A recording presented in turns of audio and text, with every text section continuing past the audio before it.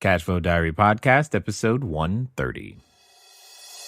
Welcome to yet another exciting episode of the Cashflow Diary Podcast, the podcast that teaches you insider tips, tactics, and strategies for creating leverage streams of cash flow into your life. Learn from top-performing entrepreneurs, business owners, investors, and thought leaders from across the globe as they share their secrets to success. Like what you learn on this and other Cashflow Diary podcast episodes? Go to learninvestingnow.com and sign up to receive powerful tips and information that will help you succeed as an entrepreneur and investor. Now, here's your host, investor, entrepreneur, business owner, educator, speaker, author, and master facilitator of Robert Kiyosaki's Cashflow game, Jay Massey. All right, and welcome to another episode of the Cashflow Diary Podcast. I am your host, Jay Massey, and guess what we are going to talk about today? We're going to talk about entrepreneurship in a completely different fashion than we have ever done, and that's exactly why I'm excited. We have the ability to create cash flow in so many different ways, and yet there are so many times that we wonder, how is that going to ever happen for me? And we get stuck. And maybe some of you are stuck in thinking that the only way to do cash flow is with real estate. I clearly want to go on record and say again, real estate is just one of many ways. It's not the only way. It's the way that I found first. And you know what? It does work for a number of people, but for some of you, it probably doesn't at all. And you are hoping that you could figure out a way to get your idea off the ground. And I think today's guest is going to absolutely help you with that, because we have Michael O'Donnell. He's the Executive Director of Office of Innovation and Entrepreneurship at the University of Central Florida and the Director of UCF's Venture Accelerator. Now, that's a long way of saying it, and I love the title he gives himself. He calls himself a Pracademic, because we've all had instructors who don't necessarily practice what they teach. And yet here, we found one somewhere that's out there helping students figure out how to get their businesses started, get them off the ground, specializing in the Central Florida area. And that's what I'm excited about, is everything that he knows, everything that he's done, because he has participated in business coaching, program development, all aspects of business, commercialization, trade missions, speaks on entrepreneurship topics, and formed the Florida Angel Nexus, an organization with a mission to provide funding and advising for select statewide emerging growth businesses. Let me translate that for you. That's called, we're looking to fund quality businesses, and maybe one of you entrepreneurs has a great idea. So come and talk to us. You say, where's the money? I'm telling you, it's out there. And most importantly, here's one of the individuals who could help you figure out why you may not be getting it. Help me welcome Mr. Michael O'Donnell. Mike? Hello, Jay. Pleasure to be here. How are you, sir? Doing good. Excellent, excellent. So many may not know, but we met at the that retirement plan with what was the name of that? Do you remember? New View IRA. New View. That's what it was. And I was like, why am I Glenn? Because I could remember Glenn, but I couldn't remember New View. Exactly. And that we were out there in Florida, and you were there. It was just refreshing for me to actually meet someone in a university setting who actually practiced what they taught. How on earth did that ever happen? Well, let me just correct a couple of things. Number one, it isn't I practiced like in past tense. Oh, my bad. That's right. Currently, I'm part of 6 different startup companies that I'm an investor in, and they're underway here in the state of Florida. So I continue to do that. You know, if you're a PhD, your job is to do research to keep your skills current. But as a Pracademic, the way I do research is I continue to help people start new businesses. I love that. It's like the experimentation process. Let's just go do something and figure out what happens instead of theorizing about what might happen. So one of the things that I like to do with, today's entrepreneurs, I look at today's entrepreneurs kind of like yesterday's superheroes, the Batmans, the Robins, to some people, the Lone Ranger, And in every one of those superhero instances, what happens is that the superhero starts off with a beginning. They have an origin story. You know, something happened to them. Maybe they got bit by a spider or their parents died or something. And they decide to then use their superpower for good, which is exactly how I think entrepreneurs are. But my question to you is, before you were investing in businesses and doing all of these things with your superhero power, what was your alternate identity? Who is Michael O'Donnell? Well, I grew up in a poor family, one of 12 children, and one of my goals growing up was not to be poor. Good goal. So I sort of decided that I would go to college. As it turns out, 9 of my 12 brothers and sisters did go to college, and 2 of the 3 that didn't still ended up in significant contributions to society. But I went to work in corporate America for a little bit while, but I was always an entrepreneur at heart. So I was always trying to start something else, even though I was inside corporate America. Before corporate America had intrapreneurship, which was looked down upon in the 70s and even into the 80s to some extent. Entrepreneurship now in corporate America is a little more accepted and even promoted, but back then it wasn't. So having grown up poor, got married at 19 with children, had responsibilities, so that's what sort of helped direct me to who I have ultimately become, whether good or bad. Right. Now, did you say intrapreneurship as in I-N, not E-N? Yeah, intrapreneurship is how we refer to the process of entrepreneurship within big corporate America. So it's called intrapreneurship. It's a known term. Okay. I'm learning something here today, so this is good. And at the end of the day, that's what I love, is I love that I get to keep learning things. So at what point did you realize that you wanted to do something other than be the, we'll say, standard employee? Well, I can't say that I was a standard employee very long. I helped start a company in the mid-'80s, which was sold to a Fortune 500 in the mid-'90s. And the main entrepreneur, the main shareholder left, and I stayed on and ran it for 5 years. And that business grew from $75 million a year in investments to $750 million a year in investments in the 5 years that I was there. And we established joint ventures in Great Britain, Germany, and Australia. And but the issue near the end of the century, frankly, just for me, was that I was traveling 80% of the time around the world. And it was fun because being on the board, you're sort of forced to fly first class and stay at the top hotels and all that kind of stuff. But it was also wearing on my family, and it was time to come home. In the late 90s, I started a business here in Orlando with my sons that was starting to grow, and so it was a good opportunity to jump out of that entity and back into my own company, which is what we did.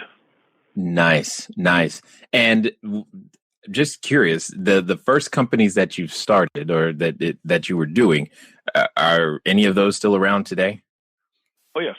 Yeah, the first one was a lease and finance company that we sold and started in 81 with a single person, and I joined it in 85. There were 4 of us. We sold it in 95, and they've been sold 2 or 3 times since, and they're a very successful operating lease entity and technology assets with that spawned businesses in London, Frankfurt, and Sydney, Australia. The second one that we started, my sons and I started from scratch at the end of 98. We sold it at the end of 2006. And that company, somebody tried to do something different. That was also sold to a SPAC, Special Acquisition Corporation. But that entity did not stay intact because they tried to pivot too quickly into the internet business. That was a staffing business. We had 31 successful offices around the United States, but the folks that bought it wanted to turn it into an internet-based business and not a brick-and-mortar business, and that didn't work for them. Interesting. So let me ask this. You've had, a very varied, I'll say, viewpoint from, looking at many different types of entrepreneurs. What would you say to the person considering starting a business, looking to build their cash flow? What are those necessary things, components that you've identified that go, you know what, this is something I definitely would want to be a part of? Well, the most important thing that we see is common among successful entrepreneurs is they have a passion for whatever it is that they do. We say in the human resource business, which is what my master's degree is in, is that you first look for people that are in culture for your business. And the first thing you got to be in culture with is with yourself. So you shouldn't be doing something outside of who you are. It's very difficult to jump into something new. The second thing you got to do is you got to have talent. And talent is different than the third thing, which is skill, and I'll tell you how. When I grew up, I wanted to be a basketball player, and I wore out 2 basketballs a year, and I was 5'11", but I could not dunk, and that kept me out of the. I did play in college, but it kept me out of the pros because I didn't have talent. I had a lot of skill, but I didn't have talent. So the way it goes is culture, talent, skill, and then experience. And so the first thing that all successful entrepreneurs have is they like what they're doing. They want to do it because you got to do it for 80 hours, 90 hours a week, whatever, until it gets up and running. And you got to have some natural ability to do what you're doing. You can learn the tactics and so forth on the skill level, and then as we all know, the 10,000 hours to become an expert, that just happens over time. But that's sort of the sequence that's common amongst the entrepreneurs. Yes, and let's just be clear, we're trying not to do the 10,000 hours in 1 week, right? Interesting TED Talk on the 10,000 hours that one guy gets up and talks about. You can learn about 70 or 80% of it in 20 hours. It's the other 9,980 that take you to be an expert. Good point there. Now, it was culture, talent, skill, and what was the last one? Experience. What would, now, if you had to, what would you say you tend to put the greatest weight upon? I mean, because not everybody starts with experience. So if they're not starting with experience, they've got a great idea. How do they overcome those obstacles? Well, again, it goes in the order of culture, talent, skill, and experience. So first thing you want to do is something that you like doing. If you find something that you really like to do and you have a natural ability to sort of do it, you can then learn the skills to do it, and over time get the experience to make it successful. But the first thing you got to do is be willing to put in the time and the effort and the money. And there's a whole sequence of money issues that we'll talk about, I'm sure, at some point in this conversation. But it really has to do, Jay, with having passion. And then having a way to deploy that passion into a way that can build a financial model that makes sense, because that's what you're ultimately trying to do. Yeah. With an idea, the sequence is this. Yeah. The sequence is you have an idea, and there's a whole bunch of steps in determining how that idea is feasible. And if it's feasible, then the idea is, can you build a business model around it? Let's talk about something that's not feasible. For example, you can build a car right now that runs on salt water. That's possible. That exists out there. The problem is it costs $1 million to build it. Oh, is that all? Even though it's feasible, you cannot put a business model around it because you can't financially do it. Right. It doesn't make any sense. So you get an idea, you make sure it's feasible. There's a whole bunch of steps to do that, and then you build a financial model around it and an execution model. If you want to fly a rocket ship to the moon and you don't know how to push the buttons, you don't have the human resources to do it. Even if you got the financing, if you don't know how to do it, you can't do it. So you got a whole bunch of things that go into the model that are financial, that are human resource related, that are just generally resource related. Then the third step is to sort of get together some kind of a plan. It doesn't have to be a formal business plan, and probably shouldn't be if it's a technical business, not a big one, but some non-technical business, like, for example, if you were going to do real estate, you'd lay out exactly what you were going to do, and you'd lay out all the models and who you were going to acquire, the types of properties you were going to go after, and so forth. That's the planning portion. And the fourth issue is really to execute on it. So those are the 4 steps. Indeed.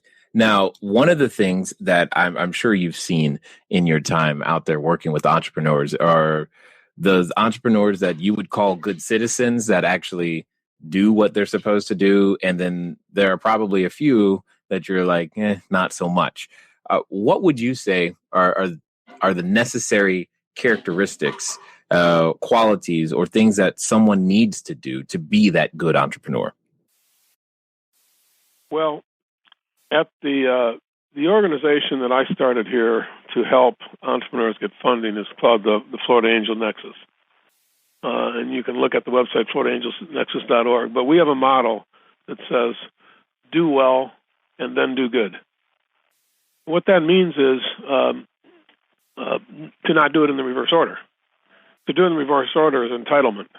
What we want to do is encourage people to create wealth and create jobs, and then have that cycle back into and through whatever ecosystem and economy that they live in, community, whatever.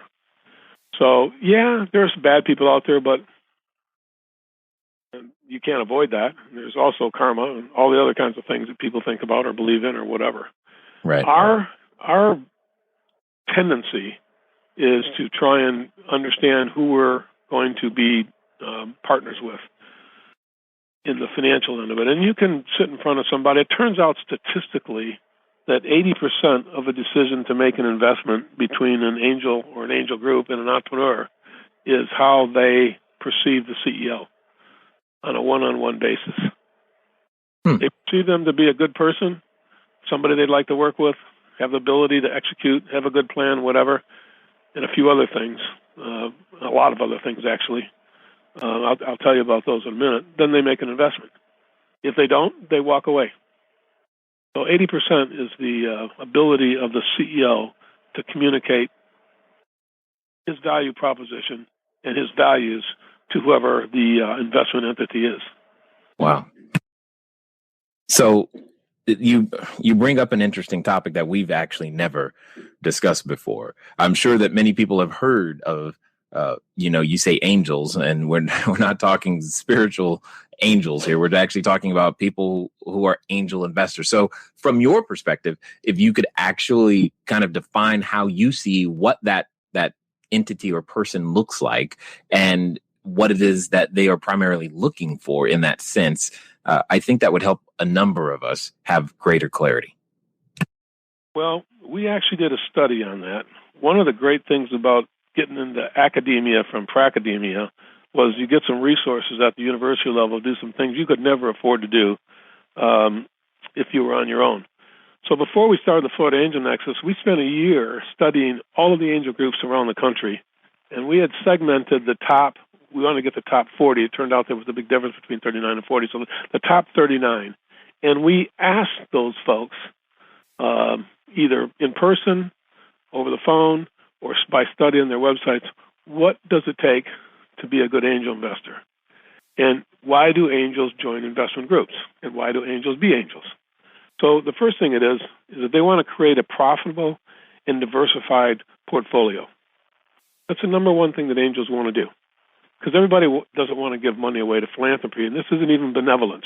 This is the ability to create a profitable and diversified investment portfolio. Because it turns out, as we'll talk about maybe a little bit later, that properly done angel investing is not only a valid asset class, but it's second to none in year-over-year returns over a long period of time. We talk about what those statistics are later. Second thing people want to do is they want to connect to fresh innovations. They want to stay technologically current.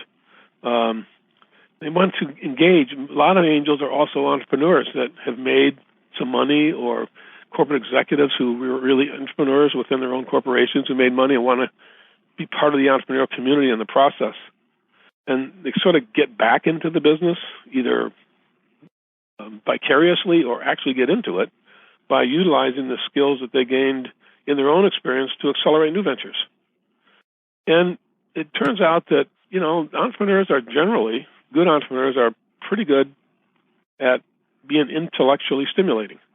And to sit and talk with the ideas, particularly when you think about here at the University of Central Florida, which is the second largest university in the country with 64,000 students, there's a lot of bright students here. A lot of them have some pretty good ideas. Right. To help carve and shape those people and teach them how to network and how to learn is very rewarding.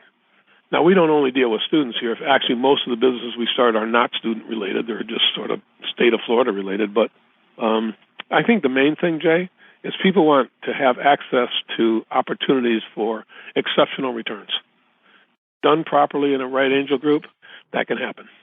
Got it. Well, you bring up two, I think, very interesting sides to this conversation. One, the concept of a valid asset class, and then secondly, exceptional returns. Everybody's got their own definition of what's exceptional, and I would love to hear your take on that, and definitely expound on this idea of a valid asset class, because some people may not have ever considered the idea of angel investing as an asset class.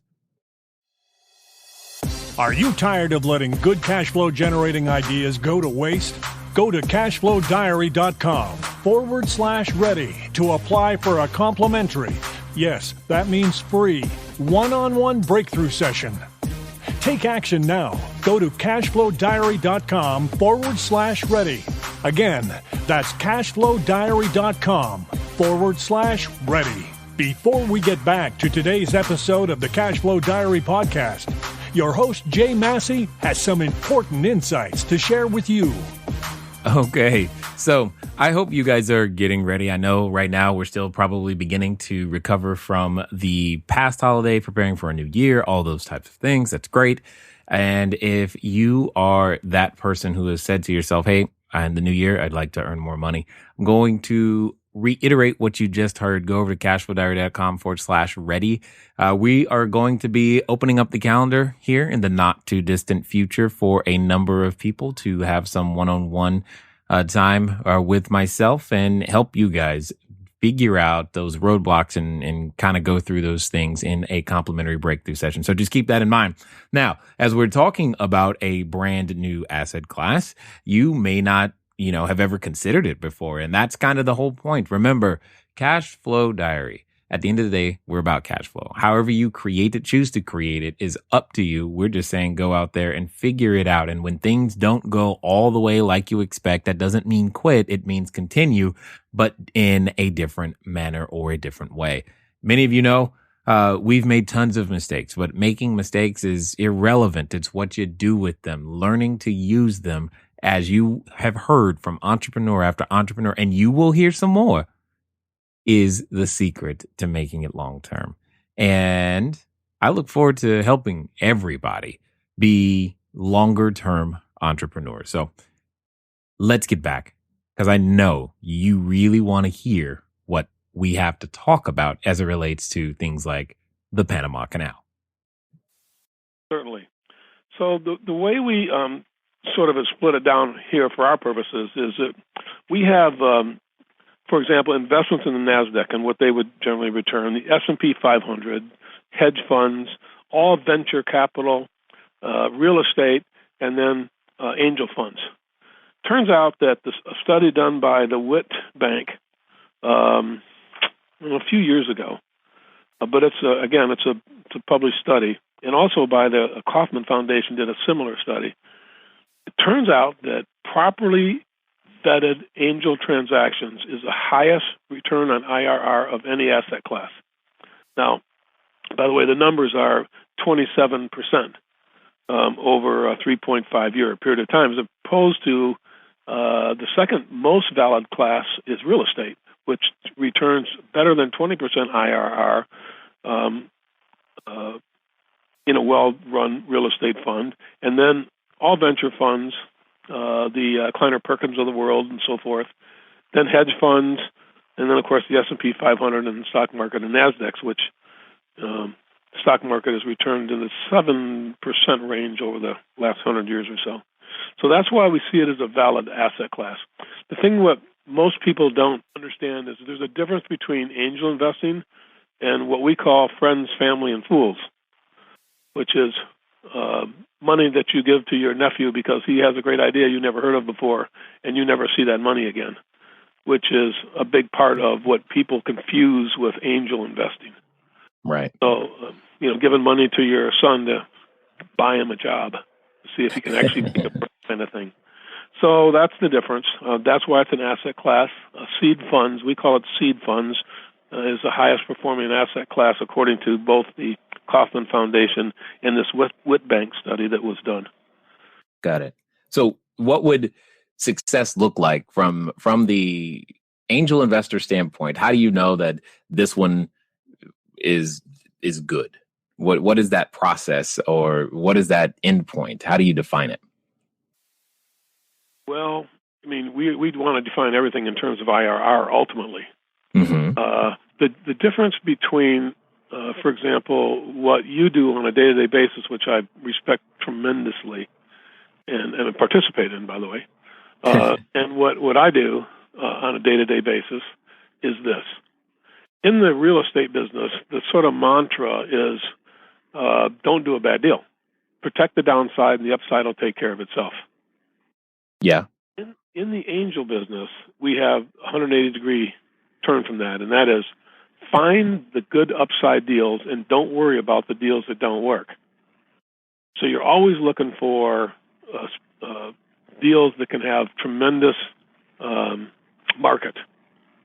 So that if you get 2 or 3 of them right out of 10, you hit a grand slam. Whereas if you get 2 or 3 of them right out of 10, the real estate deals, you're bankrupt. Interesting. It's a different mentality. And the other thing that happens in angel investing that's different than most real estate deals or most other kinds of investments is this thing called the J curve. So, if you invest in a portfolio, which you have to do if you're an angel investor of 20 companies or so, over a period of, say, 3 to 5 years, 20 to 30 companies, the companies that are going to fail faster than the companies that are going to succeed. So you got to have the staying power to make it through that J curve because the hockey stick doesn't take off until the bottom of the J. So, well, I do like the name of the curve, that's for sure. However, I don't like the experience you're describing. So if someone was considering the idea of becoming said angel investor, how much does an angel investor normally start with? Well, you got to pick something that's comfortable within your portfolio. We like to say that if you take 10 or 15% of your free cash flow and put those in angel investments, you are willing to do that over a reasonable period of time, you'll be part of that group that should end up in the highest asset class in terms of IRR. And that can be, in my angel group, we've got folks that want that number to be $250,000 over 5 years, and we got people that want that number to be $250,000 a year or higher each year. So the average angel typically will do at least $25,000 and maybe 50 to I've got folks that want to do $250,000 a year. I mean, they want that spread across 3 deals or 5 deals or something like that, but they're trying to build a diversified portfolio. Got it. That totally makes perfect sense. Now, I've often said to individuals that nobody has a money problem, that we all have an idea problem. And a lot of what you're talking about is the vetting of other people's ideas. How do you systematize that with such variety? I mean, that's amazing to me, because at least when I'm looking at real estate, I'm like, it's going to be kind of the same. It's the idea, we buy the building, people rent it out. Not overly complicated on the value proposition there.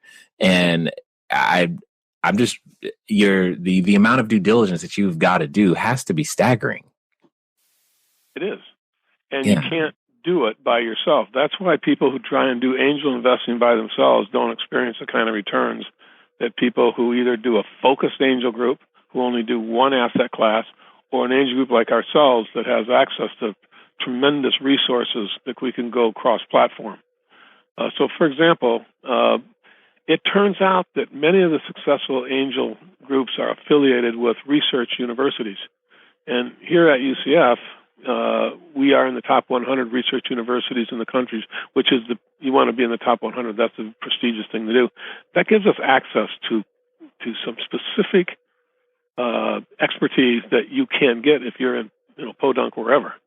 Right. So, and then I happen to run this thing called the Venture Accelerator, which gives resources to the community to do, for example, industry analysis, market analysis, competitive analysis, those kinds of things. Students do that under a systematized methodology that I actually developed back in 2010. And that information is provided either at low cost or at no cost, depending on the student entrepreneur versus the outsider, to help people understand what the industry is doing, what the market's doing, what the competitors are doing. Now, that's just one way. The other thing that we do here at the Florida Angel Nexus is we don't invest in any transaction where we don't have an internal advocate, meaning an angel investor who knows the space and is willing to take on the lead of helping either these students or other people go through the due diligence process, which is pretty onerous. In our case, minimum 3 months, maybe as long as 4 or 5 months, to get through the process to determine whether or not our group is going to make an investment. Wow. That's wow. Okay. And then, so when you're looking at that, I guess what I want to understand more about, and I think what people would be interested in, is you mentioned the Florida Angel Nexus. Tell us a little bit more about who they are and why they exist. Well, the reason they exist is this. My friend and I were going to actually start a fund in 2010 to fund growing businesses here in Central Florida. And we call Central Florida the Wild, Wild East because there are massive things happening here that people aren't aware of. For example, we just built here at UCF a medical school, a teaching medical school, which is very, very cool. But it's on a campus with the largest VA hospital in the world, and with the most modern technology.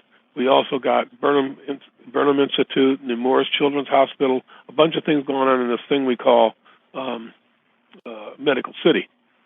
And that spurs a whole bunch of things to happen in the life sciences and industries that will come out of life sciences. At the same time, the Adventist system purchased nearly 200 acres of land in the middle of Orlando, and they're building something called Medical Village.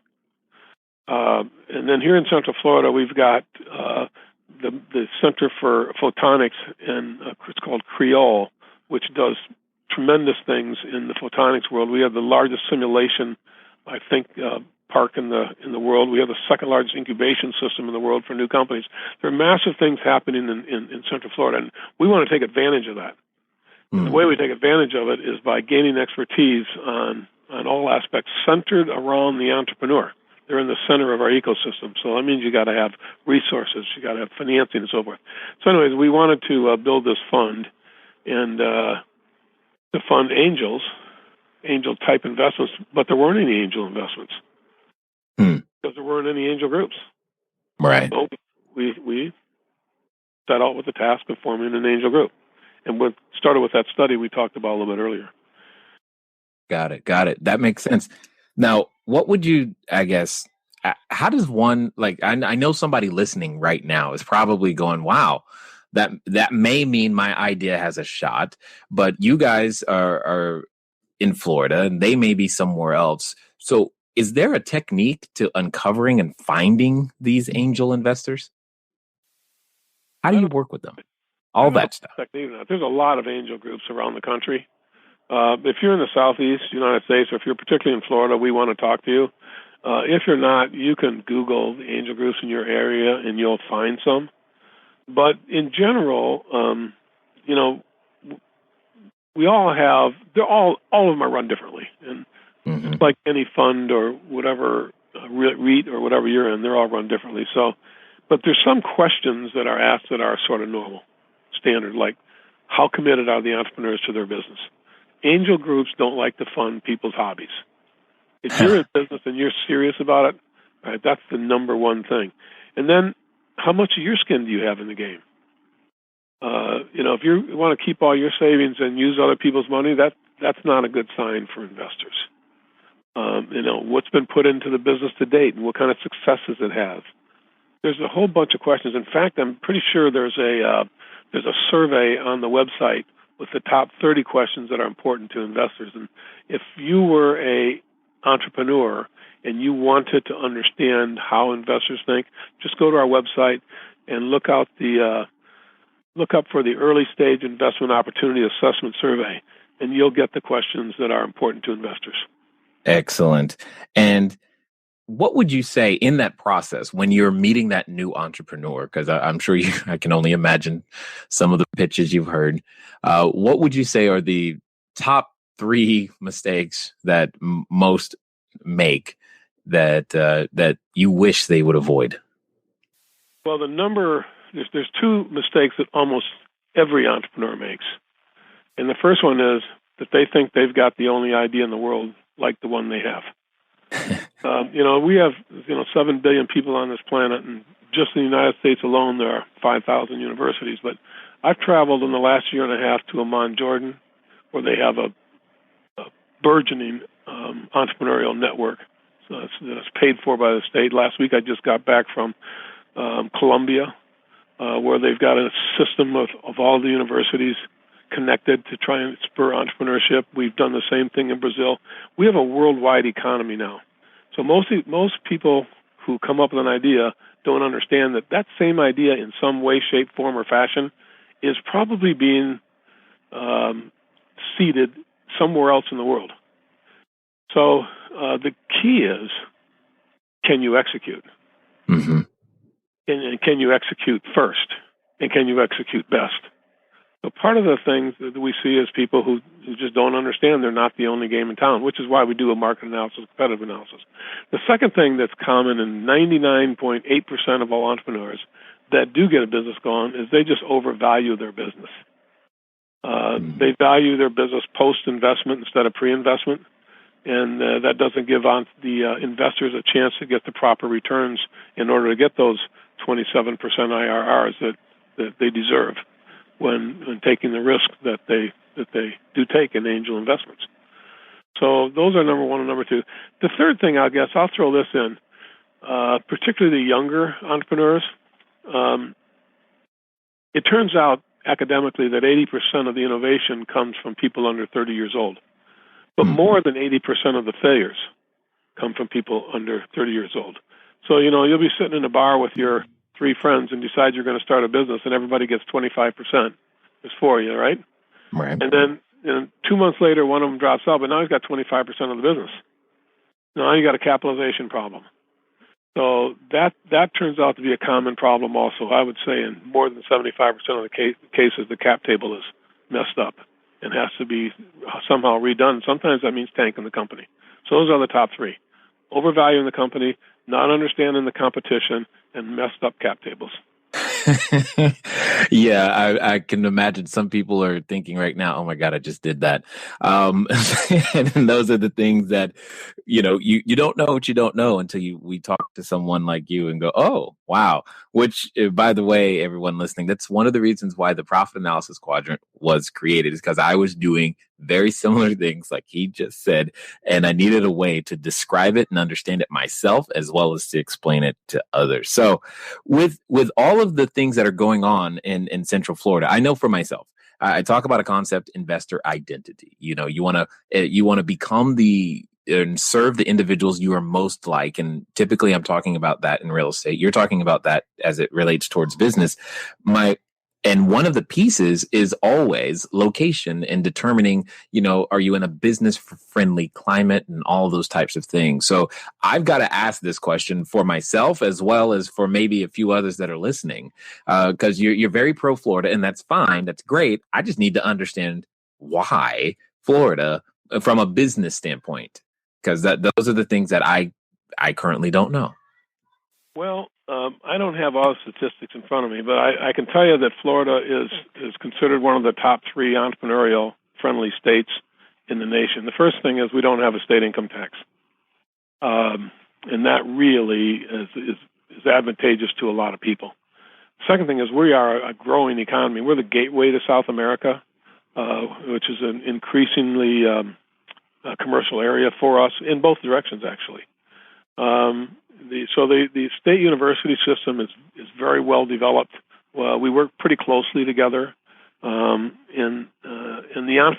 Florida Angel Nexus is a nexus for all of Florida. So our job at the Angel Nexus isn't to raise money; it's to raise education and capability so that all of the Angel all the Angel groups will work together. In Orlando, we have this thing called Fanlando. But in, for example, Gainesville, there's a thing called the Institute for the Commercialization of Public Research, which is a statewide organization based there. And there's different things like that all over the state. So the state's a growing state, and it's been recognized in many or most or every study as one of the top places to start a business if you want to start one.